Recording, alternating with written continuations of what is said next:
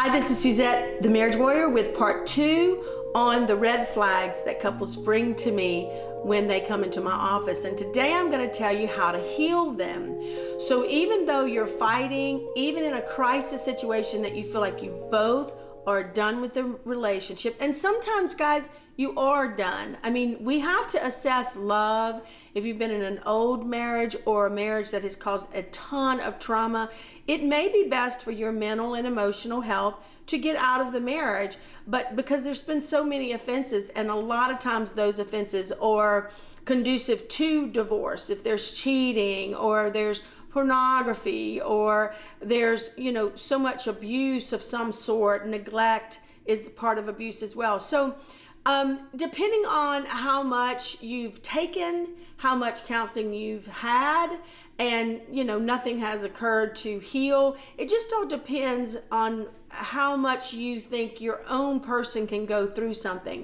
But I always encourage couples to try to get into a process. If you are just in person-centered therapy or cognitive behavioral therapy, which is the number one model that most clinicians use, you're not going to get to the wound. And then what you have to do is get to the wound of two different people that then pulls up to understand the coping mechanisms, and then understands the symptoms that y'all are fighting about, and then the dynamic that y'all are fighting within.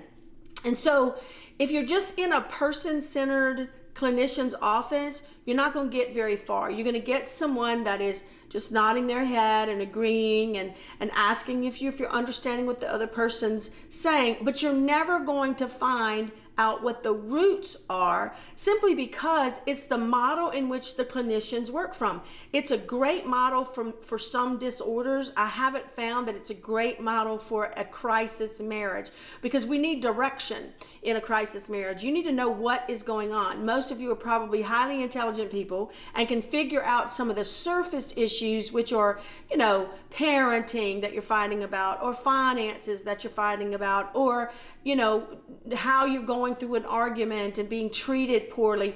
Those are surface things, and until you find the roots, then you're not going to be able to fix the surface, which you guys are smart enough to fix surface problems. If it were my problem and I came to you, you could fix it. So you've got to figure out how to reach deeper inside, and you can start with just primary emotions. The issues with emotions is we're speaking in secondary emotions rather than primary emotions.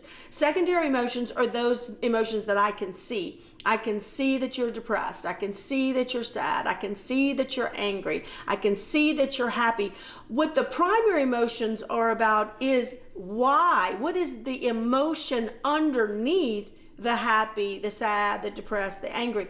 And so when you can tap into that emotional inventory within yourself and locate the primary emotion, you're going to get ahead in conversations with your spouse.